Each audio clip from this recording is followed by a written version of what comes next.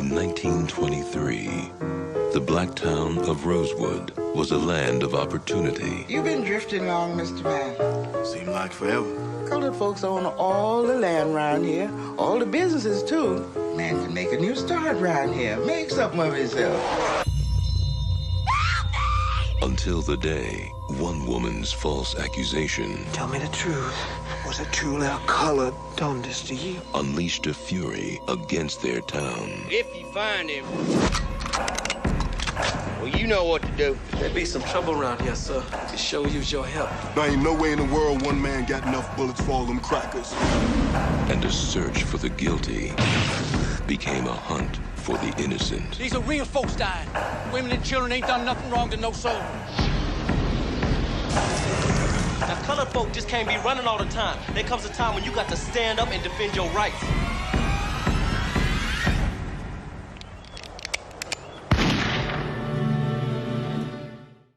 Okay, so I'm gonna stop laughing. This ain't no laughing matter. It ain't no fucking laughing matter. So the movie was Rosewood with Ving Rhames, Don Cheadle. It was from 1997. John Singleton directed it. And Josh, this is your first time watching it. So what were your thoughts on the movie? Shoot. There's a lot to take in. Yeah, like it started out not really slow, but like, just getting to know like who these characters are and what they have to deal with. And then because I always heard this movie was a rough watch, but I never knew what it was about. Right. Yeah. And then soon as that girl came out crying and saying, I was like, oh man, I know where this is going. And then I was right. So for that move, like from then on, I was like, all right, shit, this is gonna be like some tough shit to watch. Yeah. Especially when the mom went out. Oh, that was the roughest shit. That was the roughest scene. That's the scene that stuck with me all of these years. That's the one scene that was just like always embedded in my memory when I thought about that movie. Right. Yeah. And I just realized Don Cheadle is like one of my favorite black actors. I didn't even think about that. But I think about everything I see him in, he's always my favorite part of a movie. Yeah. I think this might have been my first movie really where I was introduced to him. I can't recall anything before this. Devil in a Blue Dress? Was that before this? I don't know. We were wrong about hella shit in that last podcast. I don't want to quote. I know we said Friday came out 97, 98. Wait, what happened? Let me fact check this, and it was like 95. I was like, let me put this on here so I can say it was fact checked. So Tasha's an asshole because she could have just let it slide. We was like, I think it was like 97, 98, and then she puts up Friday, 1995. I couldn't do it. Devil in the Blue Dress was 95. So yeah, so that was my introduction to Don Cheadle. My introduction to Don Cheadle was Colors. I don't think I've ever seen Colors. I didn't even realize so he was in that. Yeah. He was in Boogie Nights, but yeah, he was in Boogie Nights too, but I didn't watch Boogie Nights until I was older. Boogie Nights was 1997, so that was around I can't remember the first Don Cheadle movie I saw. I don't because I've seen him Hotel Rwanda, Devil in the Blue Dress. Like I've seen him all mixed up, but I can't recall the very first movie. This might be my first Ving Rhames movie. Now that I think about it, I know my first Ving Rhames movie was Pulp Fiction. No. People Under the Stairs. Yeah. Oh, okay. Yeah. See? Yeah. You know what? Honestly, out of all the movies, like all of these type of movies, they're kind of like harsh. But Hotel Rwanda bothered me the most out of all of these movies. When you said that, I thought back to that, like, fuck, that movie bothered the shit out of me. Yeah. I went in there not knowing. I didn't see any trailers for it. I didn't either. For Hotel Rwanda? Yeah. That was one of those movies I didn't want to watch. I still haven't seen it. That's if you watch this, you gotta watch that one. I didn't want to watch this. You guys forced me to watch this again. You guys forced. We all agreed on it. I don't know. I did not want to watch this again. I've seen Rosewood. I was gonna make Lamar lead it, and he was like, "Nope, you gotta watch it again." So he made me watch this movie again. And I didn't watch it again. I've seen Rosewood so many times, though. I can tell. I know the whole movie, though. I've seen it hella times. So I think we need to make that a whatchamacallit, right. that whatever movie we pick, you have to watch it. Because when we talked about Panther last time, you were like, Wait, what? I don't remember. Oh yeah, I forgot. Like, No, I didn't do yes, that. I didn't do it a lot though. It was Oh, like I didn't say a lot. I just said you Oh, did. okay. But the thing is, I've seen them so like I've seen Rosewood hella more times than I needed to. It's just that I watch it kind of just to reboost my anger. So movies like that, like I said, I watch Like, Malcolm I'm X not at least angry once enough. a year. Yeah, bro, I need some motivation. it's like a humbling thing. You know what I mean? It's like a reminder of the bullshit, I guess. Oh, yeah. Like I watched this yesterday morning because I was just on this kick of watching movies, and I was like, let me get this out of the way. And then I planned it early in the day so I can watch like stuff afterwards to like get me back into like a better mood. But there was certain scenes that I forgot about. So when it came up, I was like, well, fuck, like now that's back in my memory again. Like I forgot, like when they cut the guy's ear off, when they were hanging the two guys and they cut his ear off. I didn't look away. The parts that I did remember, I looked away because I was like, I can't watch this. But there was so much stuff that happened in that movie. And like, so what's his name from Walking Dead is in it. He plays the sheriff. What's his name? Oh, Michael Rooker. His brother, right? Merle. Yeah, Merle. Yeah, Merle from Michael Rooker, I think his name is. Yeah. And then side note, Walking Dead is back too. It came on last night, right? Yep. Okay, I gotta watch Josh's face. Josh can't wait to see that. I can't. Yeah. I asked Sam, how was it? I got a slow reaction. I was like, okay, that's enough to say. That's back. Snowfall's back. Yeah. The first episode of Walking Dead, you missed absolutely nothing. So Lovecraft Country. There was an episode where they time travel back to go to what was it? Tulsa. Yeah. Tulsa, Oklahoma. That's not the same thing as Rosewood. So I was told that it was the same story. Wait, Tulsa was in Lovecraft Country, or I thought that was in what's it called, Watchmen. It was in both. Is in both? Oh, okay. Yeah. Okay. Watchmen starts in Tulsa during the bombing, and then Lovecraft they go back to it when the bombing. Oh yeah, when his when they gotcha. So that was two separate events. So I was told, because I was like, I've never heard of the Tulsa massacre and all that stuff, and somebody was like, there was a movie about it, Rosewood. I was like, oh hell no, who the hell said that? I didn't want to call them out. I mean, it's damn near close. I mean, they ain't too far off. I mean, it's the same. Well, no, you know what? No, because in Rosewood they kind of make up this faulty ass reason to do the shit they were doing, but in Tulsa it was kind of like a jealousy thing. Like they were just mad that this black community was thriving. Because you can see even in this, it's more like a country town. Like there's nothing really. They're just living their life. But in Tulsa, they had banks and everything. Like they had a fucking community. So it's kind of like different reasons why it started, but kind of like the same outcome of all this shit that's happening. Yeah, it's like in Rosewood, they were waiting for an excuse to go crazy. And they were given one. Pretty much. Just that one thing, because like how he said, they talked about how they didn't believe the wife. He didn't believe his wife at the very end. Very end. And you already like all this shit's already happened. Like they already knew, but they knew off top. They just wanted a reason. And then you see them try to spread to other cities, and they were like, "Nah, you ain't coming over here with that shit." Like they kept them in there. Yep. Yeah, I thought that part was pretty dope when they tried to cut cross county lines. It wasn't dope. He said our coloreds are good coloreds. They didn't let them over there to fuck the coloreds up. So, but he called them coloreds. That was the time. Of course, they called them coloreds. I mean, it could have been worse. The 20s. Something else. Yeah. I'm not saying it's okay that they called them that. That's what they yeah, no, I'm just talking shit. I'm trying to. They were defending them, so that's. I'm trying to be the angry black man that don't give no white man a pass in this movie. I was talking to Sam. I was like, "Do you think if that movie came out today, they would like get mad for John Voight being like a person that helps them, like the what's it called? What do they call them? Like the white allies? hero or something? Saviors, white saviors. White saviors. Yeah.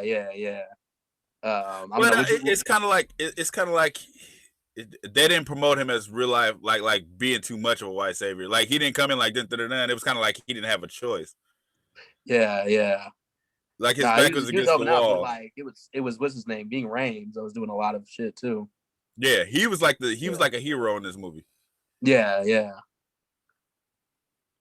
I was gonna say, what was I gonna say? Oh, so another person that was in the guy that was the worst of them all, and they were all bad, but this one took the cake. The attorney from My Cousin Vinny. Oh, Is that the dad of the boy? The dad of the young boy? Yeah. Yeah. I was like, these guys are doing too good of a job. But they always do that. If you notice, they always do that. Like you'll see him as somebody like cool in another movie, and then when they come in here, it's like I'm in the character, and it's like fuck you. Yeah. Too good. I've seen other like certain movies or shows. I'm like, all right, you acting like you're racist. It ain't convincing.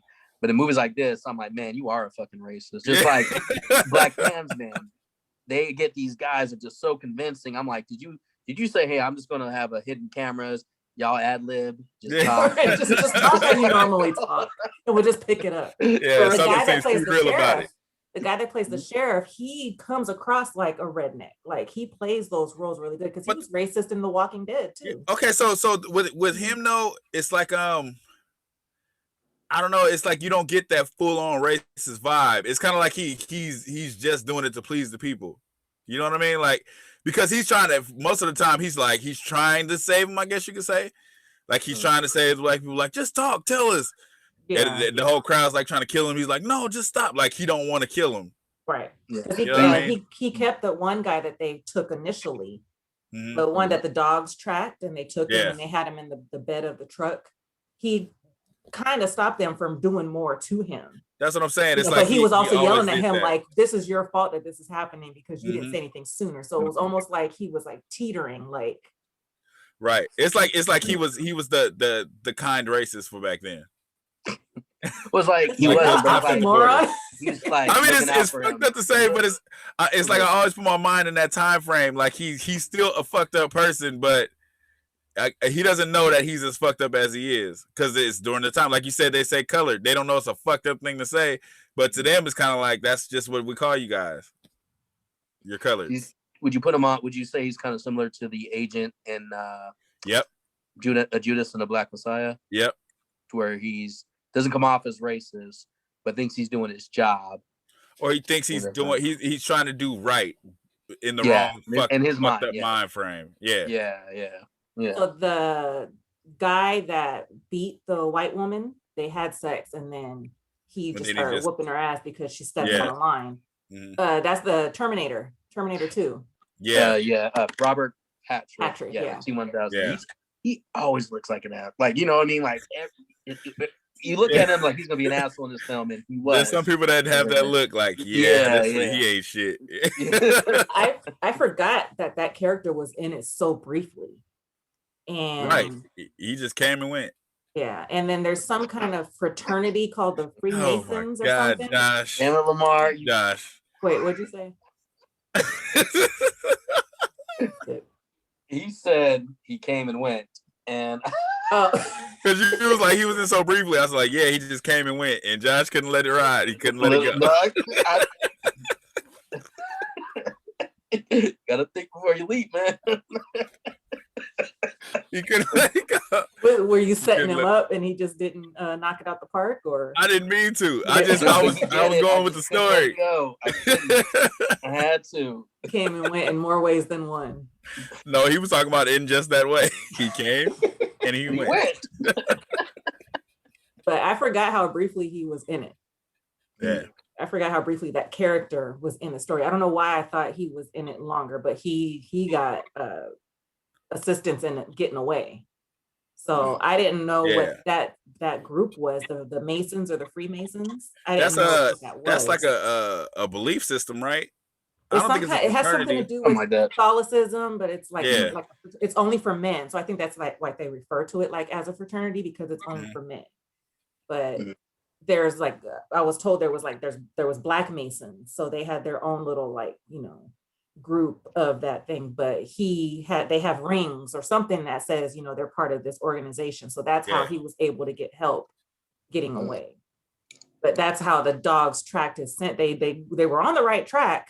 Yeah. They just, assumed somebody Black did it. So they just went after anybody that was Black. But everything was over like 3 days, everything that happened. So they thought they got who did it. they shot and they hung the one guy, the guy that drove him away, the blacksmith. Yeah, that helped him. Yeah. What was their thing? They were still on a mission to find, because it was a guy that was in the chain gang that escaped, that they were looking for, and was assuming that he was the one that attacked the woman. They thought that was Ving Rhames because he was new. And they were already jealous because he was new. He had money. He just came in like shining. So it was already that envy there. Like, who is this? Who the fuck does he think he is? Right. He's the guilty one. Mm-hmm. So they're on this mission trying to find this Jesse Hunter, who was the guy that escaped the chain gang. And so they shot the blacksmith. They killed the blacksmith, murdered him. And then the next day, they were still on a mission to find this Jesse Hunter, right? Yeah. And they assumed Sylvester, who was Don Cheadle, they assumed that he knew something or had something to do with it. So they go to his house, and that's where they killed the mom because she said it was a white man. Damn, you jumped all the way. Did we skip a lot? No, I think you're just going through the main parts. I was about to say it wasn't really important though. Like a lot of I'm just doing the main points of it. Yeah, because in the beginning it was John Voight having sex with the young girl. Remember? Who was Sylvester's cousin? Yeah, that was like thrown off. Like they just threw that right in the beginning, like just let you know I guess he's fucked up. I thought he was just trying to make a living. That's all. What? Trying to make a living? I mean, no, I was kind of just talking about the events that happened, like all the fucked up shit. So so what I want to talk about before that is when Don Cheadle goes, the dude's like whistling at his cousin, and he goes over there with the shotgun. Yeah, so they were at dinner. They were having dinner, and he was recounting about how the guy whistled at, what was her name, Scrappy? Yeah. So he was kind of just telling that story. I just like that, like they showed that he don't give a shit in the beginning because he walk over there, he just put the gun on his shoulder, and they was like, "Is that a threat?" He was like, "Nah," but he had the big ass shotgun. I was like, he don't give a fuck about nobody here. But he was respectful too, because even at one point, I think John Voight, the store owner, was like, just because you started off with no disrespect doesn't mean, you could say whatever you want to white people. Yeah. Or with all due respect. Yeah. So Ving Rhames, he's like, he's a World War I veteran. I don't know what war he was, but I think it was because it's 1920. It takes place in 1922. So yeah, it was World War I, and like when he gets to town, he's he meets. I don't know. Does he meet up with John Tito or his sister first? Like, because he has established this connection with the family, and they kind of accept him into the family. Yeah, he went he took his horse to the blacksmith, and while he was on his way there, Scrappy was reading to kids, and she sees him. Yeah. And then he ends up going to talk to her about something. I forget why he goes to Don Cheadle. I forget what that he was talking about buying land. He was saying he wanted to buy land, I think. Yeah. Okay, so that's the reason why he did you? Okay, so did you guys notice the age difference? She was 17. Was she 17? Yeah. There was a comment about her just turning 17. What's her name? Elise Neal. Yeah. 17. I thought it was younger than 17 for some reason. I mean, she made a comment about just turning 17. Yeah. Disney movies can get away with it. Why can't he? You know what I mean? Yeah. Some cultures marry their daughters away at 13. Yeah. That's what I was about to say. Yeah, exactly. Back then, that shit was weirdly okay. Like there was nothing wrong with that story scenario. And certain cultures too. Like the men will be much older and the girls will be like 12, 13. So as soon as they hit puberty, they're women. Yeah. So granted, this was Florida, but it was the 20s. So. It wasn't like another country. This was the US. Yeah. I mean, their family was okay with it. So, I mean, it's like they considered her grown too. They were like, "You a woman now?" Like, yeah, she said she was. I thought she said 16. I didn't hear 17. Yeah, but she did look young, and he did look a little bit older. I mean, I don't know how old Ving Rhames was. He looks a lot a bit older. Yeah, compared to he at least 30. Yeah. So they kill the blacksmith. They go to Sylvester's house, assuming that he knows something or he can help find Ving Rhames, because they think Ving Rhames is this escapee. They kill the mom because she says it was a white man. Nobody knows who killed her, but we assume it was what's his name from My Cousin Vinny, because he was just the psycho one that didn't give a fuck. Because he had that look. He had that look, and the cop kind of like lost it when he shot her. Because everybody loved Aunt Sarah. Aunt Sarah was not a problem. And she said it. She said, "I raised some of y'all. Y'all know my son didn't do this." Yeah, y'all, your kids. And once she walked out, I was like, fuck. And I was like, that's when the tension really rose to me. Is when they're having a birthday. Mm-hmm. Yeah, just chilling, and the sheriff told Don Cheadle, like, you should like leave town. You gotta hear. Now in his mind, he's helping them by saying that. Right. Like, giving them a heads up, like they're getting filled with liquor, and they're having their guns. So get crazy. And even the train conductor was trying to convince Sarah to get her family on the train, and she was like, "I'm not running. Like, this is my home." And Don Cheadle pretty much had the same sentiment. Like, they're not going to chase me out of where I grew up. So I have every right to be sentiment. I just hate that. Like, it's that when they do stuff like that, it's like real irritating. Like just you want to just leave, just for your safety. Like, you're not gonna win. I shouldn't have to be, have to leave because I'm scared. Like, because then what's gonna happen the next time? So it's really tough when you hear that. It's like double edged. Now it would be different if they had enough to fight back. Like if they had like if there was a whole full town, because the town wasn't even that big. But if there was a full town of them, then they had a chance to fight back. That's different. But it was just him, his mom, the kids. It was like, fuck. Yeah. At least that had stuff that, they just needed more reinforcements, which they didn't have. But they, the racists end up burning up Sylvester's house. But him and, what's his name? Big Baby? Big Baby. Big Baby, him and Big Baby were shooting, they went out fighting. Yeah, I forgot what his real name is, but do y'all remember Nightmare on Elm Street 3? Yeah, that was him. That's him, yeah, Kincaid. In the crazy hospital, right? Yeah. Because we were watching earlier today. I just heard that voice. I was like, "Hey, Sam, is that Kincaid?" He has that chubby face. Like, you can tell by his face. He got that real chubby face. Yeah, and that kind of doesn't really have a deep voice. It's kind of like a. It's like it's weird. Like, Hey, Sylvester, I want to shoot. I'm not making fun of him. I'm not making fun of him. That's just how he talks. Yeah, that's how he talks. It was sad as shit. Like him. Yeah. But that's how he talked in everything. Like, that's his voice. Yeah. That was sad. Like, fuck that. Like I said, from the mom scene into that scene, I was just like, God. Like, that was sad. I felt like it was sad when they were talking to was he the locksmith or the shoemaker? When they were like beating him up and they took him to the scene and he's like shaking. The blacksmith, that was the first guy that they took out, because the guy who the dogs tracked them to, he said, I think his name was Sam. I think the blacksmith's name was Sam. Yeah. So Sam gave him a ride. So then they went to confront Sam. And then Sam was like, I'll show you why I dropped him off. And then he gets over there and he's not there. I was like, God. The way they linger on those scenes, you're just like, oh, I'm gonna kill all you sons of bitches. Like, that shit is blood boiling. Yeah. Even the I think he was Sarah's brother. Later towards the end, the one whose daughter the shop owner was having sex with. Yeah. They left him at his house because they were letting Black people take shelter at their house. The shop owner and his wife and the kids. John Wright, whatever. But they end up going to the house and getting the brother to come out to answer questions or whatever. And the shop owner just walks away.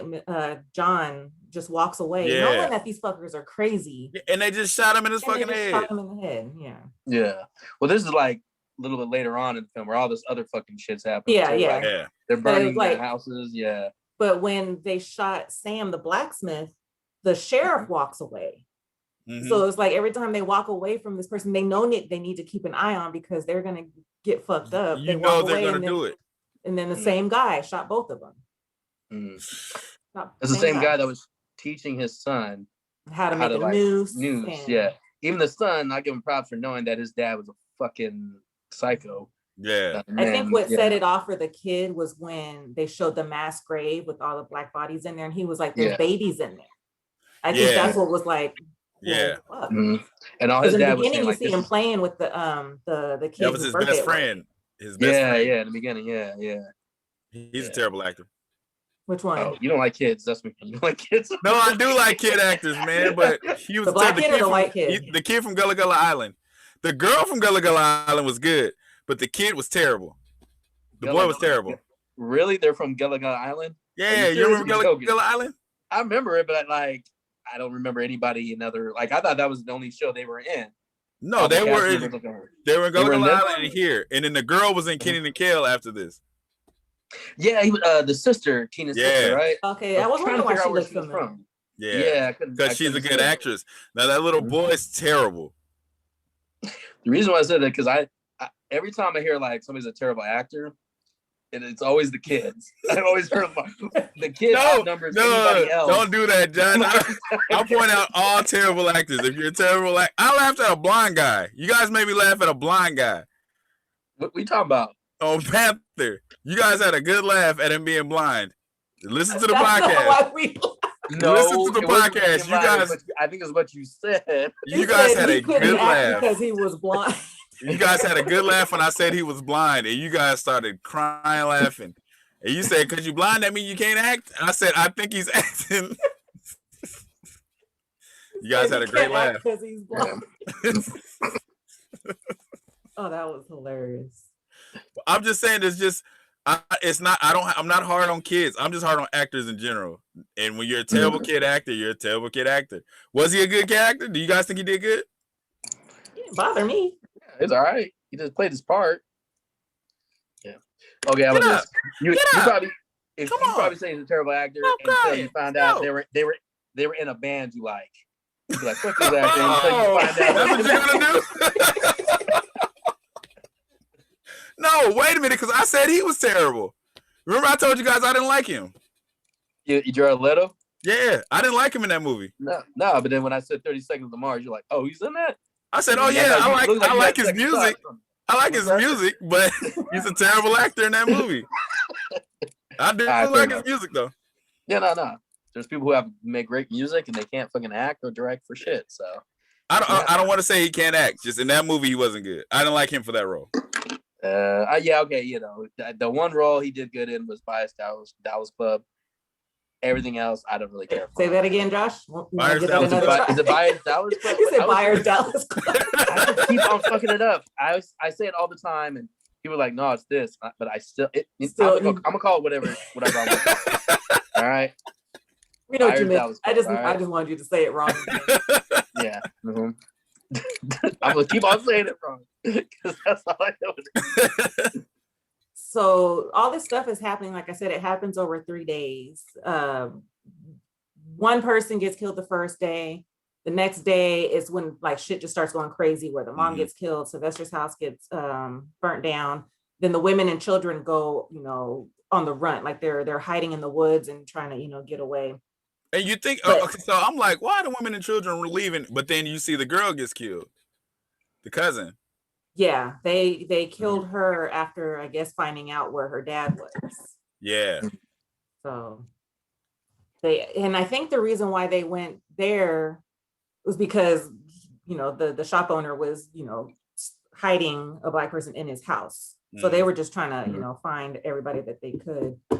But yeah, so nobody was safe. And there was a point where the church bells were being rung and the kids thought that was their dad. So they took off running. Yeah. And then this white guy was like on a horse pointing the gun at them, and Bing Rames came in to save the day because he left. He was like, I'll come back when shit clears up in about a week. Right. So he took off. He told me, he was like, this ain't my war. Yeah. I just came from a war. I ain't looking for another one. I was like, fuck you, Bing Rames. Yeah. I was gonna ask, do you think it was just that, or do you think he was just kind of like, how like war really affects people? Like they don't like the killing. They kind of get like, it messes them up. Do you think he kind of left just because of that? I don't think he understood really how extreme it would get, like to what extent it would go. He was like, because he even said he was like, it'll blow over in a week. I'll be back then. Yeah.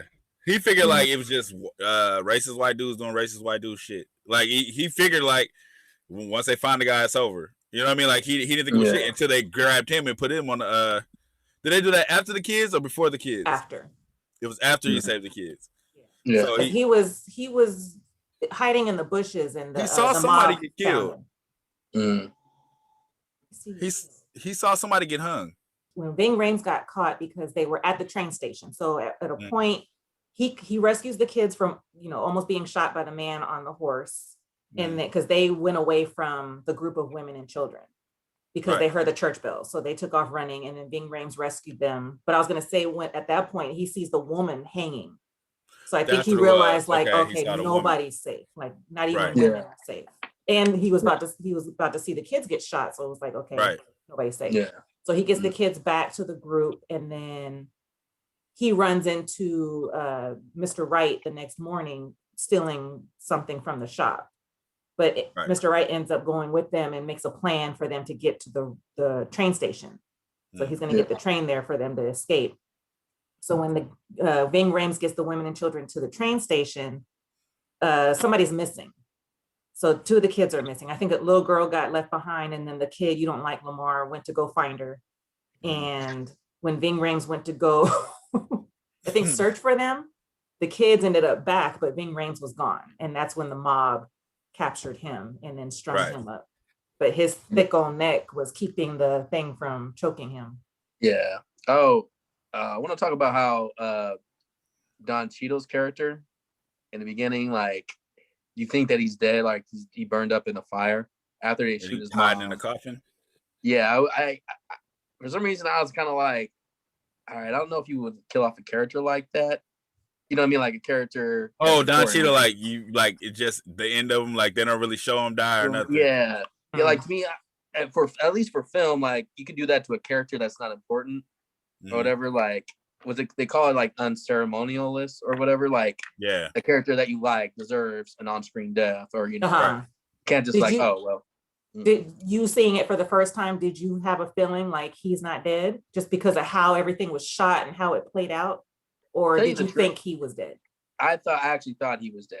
Okay. Because I was just like, shit, a lot of fucked up shit's happening. Right. There's no. But no, I didn't, because of what you said, Josh. It was like they would show that because he seemed so important for the movie. They would show him die. They wouldn't just move on like he's dead now. Just assume he's dead. Like they would show like him going out shooting or something like that. It would be something different. So I'm like, he's not dead. Like I just had the feeling like he's not dead. I didn't know how he was gonna pop back up though. Yeah, especially because, like I said, the way it was shot, when you see him get hit, you just see a figure fall from getting shot, but you don't see Don Cheadle himself. I don't remember when I first saw it if I thought he died or not. I honestly can't recall. But watching it this time, I was like, doesn't he live? Like, if he shows up later, when they showed the figure at the very end. Yeah, when they showed the figure, I just assumed it was Big Baby. Because I was like, because they would have showed 2 figures get shot if that was the case. But I was like, they wouldn't just kill him. Like it didn't make any sense. It didn't make any sense for him to go out like that. Yeah. Well, when he arrived later, that's when I was kind of like, okay, that makes sense, because like we talked about, character like that, I don't think a character like that deserves an off-screen death, even though it's fucked up to see him. You know what I mean? You need a conclusion. You need some kind of conclusion. You can't just move on. Yeah, you can't just kill his mom, him just grabbing her, embracing her, and then all of a sudden afterwards just kill him off like that. Yeah, like if they were to, that would be in poor taste. Rest with like a lot of shit that happens in this movie, right? So, but it was one of those things like, all right, cool, all this fucked up shit's happening. I'm glad to know that he's all right. Give me some kind of peace, even though his mom is fucking dead and Big Baby's dead. Yeah, fuck.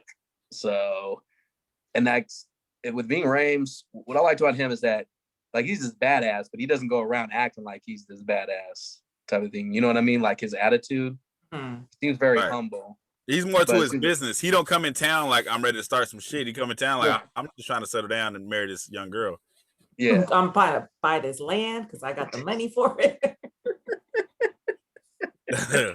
Have a bunch of babies with this youngin.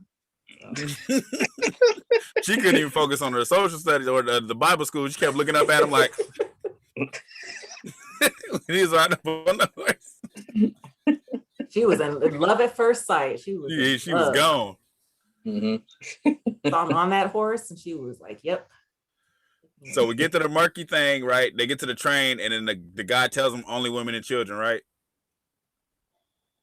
Doesn't the conductor only say women and that? children. Because he was Only like, women the and only children, women and children could get through without them being stopped. So he's like, we can't have any men on here. So they weren't going to let Ving Rhames on there. I think I missed that whole exchange. But no, Ving Rhames agreed. He was just like, I'm just going to get them to safety, then I'll get off. Okay. That's when they had the big shootout. And that's when you see all of these black dudes running out of the forest. Like, where the fuck did you guys come from? And it was that like, makes sense that they kicked that one dude off because men couldn't yes, be that's on what I was about to there. say. So it came to the point where Ving Rhames had to fight them from getting on because he knew, like, if you guys get on here, they're not going to make it. Right. Okay. Because I was like, why aren't they letting these black folks on the train? Right. But I didn't hear that part about only women and children. But he was still shooting at the other people, the white guys that were trying to kill the slaves. So he was protecting them that way. That's like the best thing he could do. Right. It was fucked up situation. It's like he pushing them off. He's shooting at the white guys, and he knows he has to get off too. It was crazy. Yeah. And we see Don Cheadle coming up on Booker T, which is the name of the horse.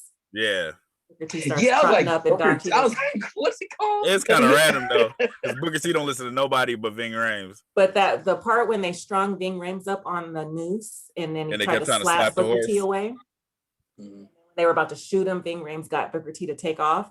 And then Booker T was in the cuts waiting for him because once Ving Rhames got loose and he called for him and the horse was like, Booker T go!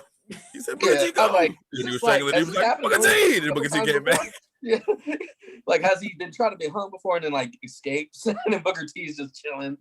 Like, all right, it's like Tasha said, he got that thick ass neck. Like he must have a thick ass neck. But you also see scars on his neck. So yeah, he has scars on his neck. Yeah, like he's been on a noose before. So, but endured so much pain.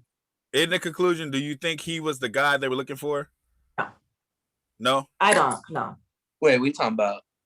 Because it wasn't just that he was a rapist, the guy that they were looking for. It was like he had a background story of being like this dude that don't take no shit almost. The guy that got loose, the guy that escaped. Yeah. Talking about the white guy. No, the black guy. No. So who they were looking for the entire time was a prisoner that escaped from the chain gang. So this whole time when the woman said it was how did she say it? She didn't say nigger. She said he was a nigger. Nigger or something like that. Yeah. They assumed it was the guy that escaped. So disgusting. But she lies initially, but the women are like, she said she was raped. So she initially comes out, says I was raped and beat. And then when the sheriff gets there, she says, no, I wasn't raped. I was just beat. And you hear women say, she said she was raped. So people already know off top that she's full of shit. And then they had the moment with what's his name's mom when she's talking in the church. And she was like, I saw it was, and there wasn't no white man. And they looked at John Boy like, can we ask you to leave? She said that man was white as day. What did she say? White as oh my gosh, what did she say? Damn, she had a comparison. She said something. I was like, that's not he's white. White as butter. He was white as butter. That's what he white said. as butter. White as butter, yeah. Like butter? I know that was the mother. She's in what's it? Good Times, yeah. And I've seen her in Raising in the Sun with Danny Glover. So she's been on a lot of stuff. Yeah. No, she's really great actress. So that's why when she went out there, she knew what she had to do, and I was like, this had me on the edge of my seat more than Get Out. This was the horror film. This was the thing that made me like, don't go out there. Fuck that. So like, what are you doing? Because the way she talked, it reminded me of my grandma. The way she was talking, because old black women don't care when they got something to say. So when he was like, "Mama, don't go no," and she went out there, it was like she don't give a damn. So I was like, "Oh, don't." Yeah. And then she said white, and then the screen just cut. I was like, and you hear the shot. Yeah. And yeah. Didn't even need to see it. You knew what happened. No. Yeah. That scene stuck with me since I saw it. Hard. I think we watched this in school too, and then when the class is over, it was dead silent in there. So I saw this in the theater. When it first came out, and what I remember. So at the very end, everything's like calming down, I guess you could say, but so Ving Rhames gets loose because the sheriff is fighting with the husband of the woman who was attacked. Because he basically says, everybody here knows what your wife does on lunch break. So I knew she was full of shit when it first, came out. So they fight and everything. And then when the husband goes back home, he's beating the shit out of his wife. He beats the shit out of her. her. The audience was clapping at the theater I was at. I remember that. When that happened, I was like, I remember people were like applauding that he went home and beat the shit out of his wife. I was like, yes, but also, wow. Fuck her. No, I'm gonna say this. I don't agree with that, but after the in this moment, I'm not having any sympathy for her whatsoever. I'm not gonna root for her. There was a couple moments in the movie where she was about to tell the truth.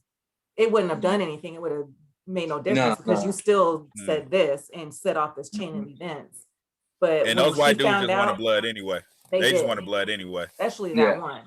But when she found out Aunt Sarah died, like that was when she was like, I fucked Aunt Sarah and Sylvester. The husband comes home and he's all, we still can't find what you're like. He's just saying because he didn't believe her either. It's like no, everybody knew she was lying. Everybody knew, even him. It's just, and it's the reason why I don't think that Ving Rhames' character was the guy that escaped was because I think, and I don't know how true, because it says based on a true story. So a lot of times there's like characters that aren't real and stuff that happens. So there's no telling if he was even a real character, a real person. So assuming that he was fictional in this movie, because of the case of mistaken identity that happens a lot, makes me think that it's not him. Right. It's kind of like at the same time, it doesn't even matter if it's him or not. It's like they just wanted to fuck everybody up. They wanted to fuck up as many black people as they could. Because even say he was Jesse Hunter, he still didn't do it. He still didn't attack the woman. So it was a white man that actually did it. So right. Because it was like because they would say little shit like didn't they say something about Sylvester's piano? It's like they were just jealous that they were like doing better than them. Like that was their whole thing. It's like they're making a way. It's the same as Tulsa. It's like you guys are just mad that we're doing all right without you. We don't need you. Yeah, you look at us as beneath you, and the fact that we have this and you don't, because the one guy was like, I work hard too, but I don't have a piano. It's like, so you're saying Sylvester didn't work hard to earn that piano? Like, right. So it was all the jealousy. It was gonna go down regardless. So I think it doesn't even matter if it was him or not. Right. So But that's pretty much all of the movie. But at the end it says that they officially the death record is 8 people died throughout that whole thing. Officially, the record says 8 people died in that massacre. But eyewitnesses, like the survivors, said it was anywhere between 40 and 150 people that died. It wasn't no 8. And I would believe that. Yeah. Because they did. So this happened in 1923, and in 1993, they granted reparations to the families of the people in Rosewood that were murdered. So their families got reparations for that. And the person that led that whole thing was the kid whose birthday it was. For real? Yeah. So they said he spearheaded the whole getting the reparations granted for the family. So that's why they put so much focus on him. Yeah. Yeah. Okay. He's the one that made things happen after the fact. So they got a better actor. They got they got the reason why they were able to get that granted because they had so many witnesses for testimonies from the survivors. So the women and children said, this is everything that happened. Right. And they're the ones that said, no, it was more than 50 people that were killed. It wasn't no 6 blacks and 2 white people. It was nearly all black. They say that to make it seem like it wasn't that bad. Like, it was just a bad situation. Like, no, you guys killed damn near everybody. Like, it didn't even matter that they weren't part of it. It was like, you're in the street, you're black, you're dead. So I was talking to Sam, and guess John Singleton, I guess his inspiration, like he wanted to make a film that was his, Steven Spielberg did Schindler's List. Yeah, like that was kind of a fucked up thing too. It's a tough watch. Kind of. That shit was fucked up. Yeah. So now this is his. I mean, obviously it's two different things, but this is like his. This is his Schindler's List. Yeah. Like showing you some shit. Like this is a movie, but it looks fucking like a documentary. Right. You know what I mean? Like this is like real life on. It's like unbelievable. This shit really happened, but it really fucking happened. And what's scary is it could happen today. Maybe not to this extent, but it could go down. It's not possible to do it the way that those racist white people did it. But that's why I said not to that extent, but it could happen. And it could happen, especially in like small towns in the South. Like it could happen. Lynchings still happen, and it said that what do you call it? Oh no, never mind. That's from the Billie Holiday movie. It was something about lynchings. I haven't seen that yet. I was so glad I watched it yesterday because she won. So I was so glad I watched it because it was. We were supposed to watch it yesterday, but then The Walking Dead came on, so we had to watch Walking Dead. Oh. Well, you should have watched Billie Holiday. I'll watch Billie Holiday. I'll check that out. I would have watched that one. Okay. So we can close this one out. Do you guys want to talk about anything else from this movie before we end it? I just want to say, I was gonna say one more thing from the movie because I highlighted this. The asshole, the biggest racist prick, the one that had the son, he made a statement after the kids saw the babies in the mass grave. The dad tells him, "Niggers is niggers. God made the world the way it is, and we just have to live in it." I was like, that is so contradictory. If God made the world the way it is, then having Black folks in it, you should be able to live with it instead of like. So I thought that's. But no, so in that mind state, like even with the what is it, the Constitution, where they say Black people are 1/3 of a man, you're not really a man. So what he's saying in his mind is right. Like Black people aren't seen as humans. It's like we're seen as damn near pets. You know what I mean? Because in the Constitution, we are 1/3 of a man. I believe it's what it says, right? Am I misquoting it? Something like that, yeah. It's like Black men are 1/3 of a man. So what he's saying is we can do whatever we want to them. Like there is no consequences. That's not a real baby you're looking at. It's like a animal, right? Or like a creature. It's not the same. So that's why he's like, God made it the way it is. That's like somebody was beating a dog. He'd be like, well, we are humans. That's how God made us. You know what I mean? It's like in his mind, like if they're lower, like in his mind, below you, they can do whatever you want with them. Yeah. So I wanted to point that out too because I just thought that was a crazy thing to say. Well, it's like if God made it this way and we got to live with it, then what's your problem? Like let it be. Like you know what I mean? So, but he was letting it be. Yeah. After that, like his son packed up his shit. Yeah. Ran away. Like, you're not a man. Yeah, for real. I'm like, good for you, man. I mean, realizing that your father is a fucking piece of shit. Not just a piece of shit, fucking crazy. He's a fucking asshole. I want to see him get shot. I thought he did. Yeah. I was hoping Ving Rhames would have killed him while he was when Ving Rhames got free and the guy was just laying on the ground, just drunk. I was like, oh, kill him. But the two guys that got shot by Don Cheadle, I think they're in a couple other movies. Like the one guy looks familiar, yeah. One of them is from I Know What You Did Last Summer as the fisherman, because every movie he just looks like he's a like he would kill somebody with a hook. And then the other guy, that's all I gotta say.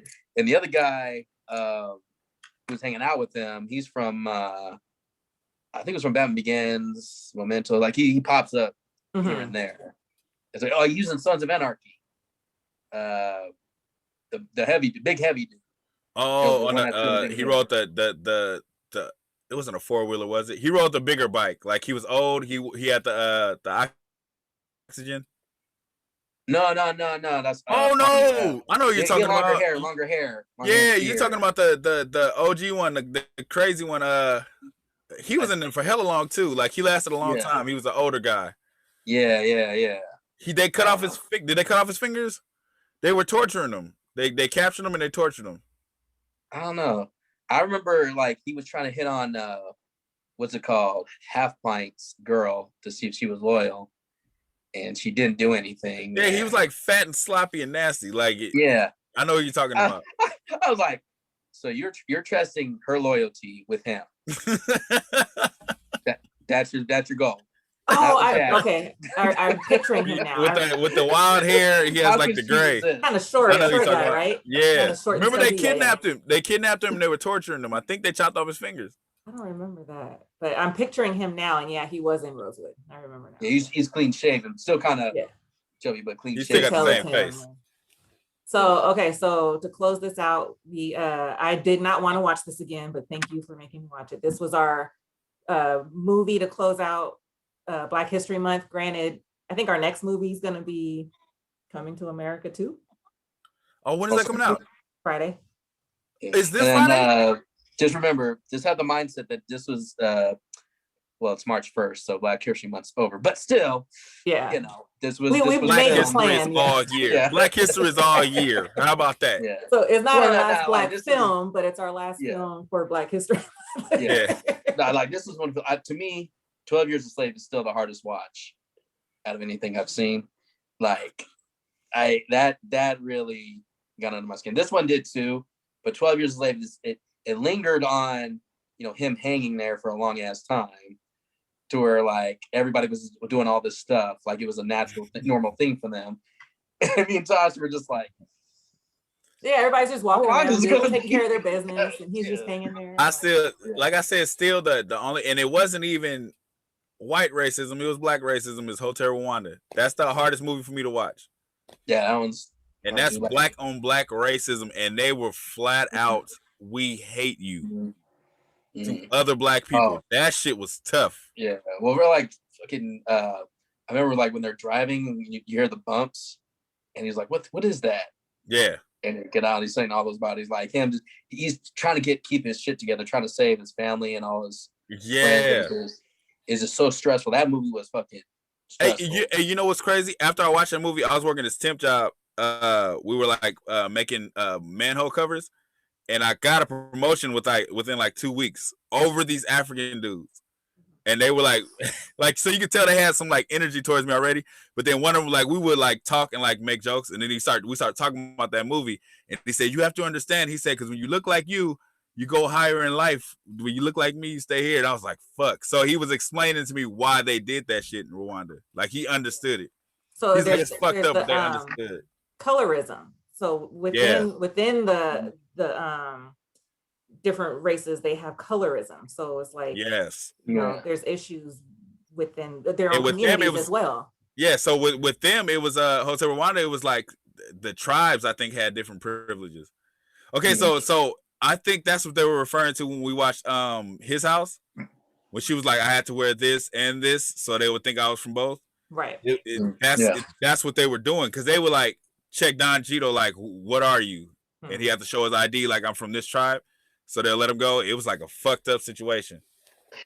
What was the tribe? There was like, was it Tutsi or something? Tutsi and I can't think of the other one. I think it was like Hutu or something. It's something with yeah. And fucked up. Like, they did. If you were from that other one, they did not give a shit.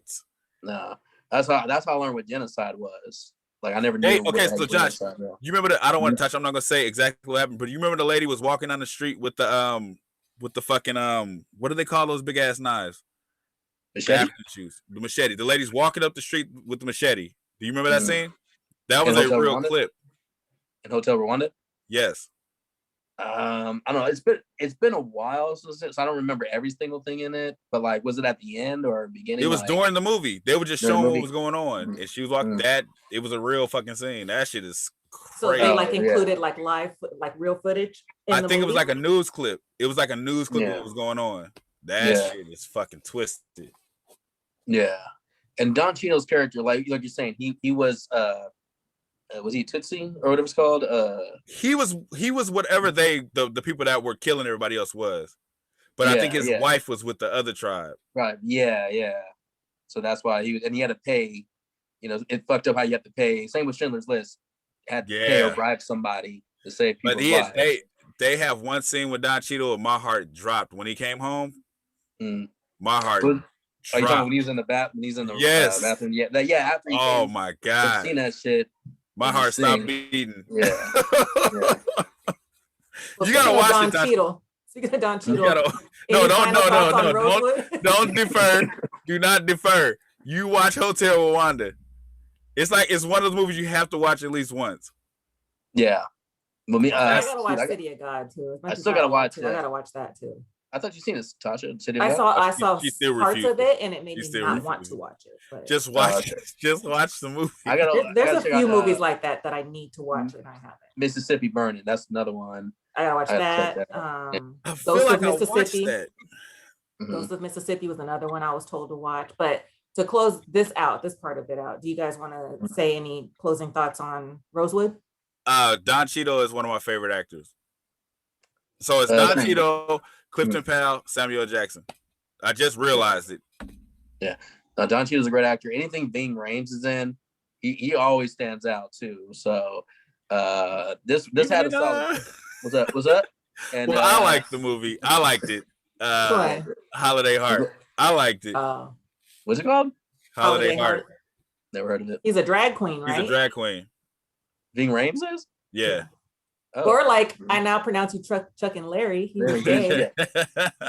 No, but okay, so no, Josh, Holiday Heart is a really good movie though. Like it's when you hear he's a drag queen, you might think funny like fucking what's the Wesley Snipes shit. It's not like that. It's more a serious real life, movie. And it's got Alfred Woodard's in it.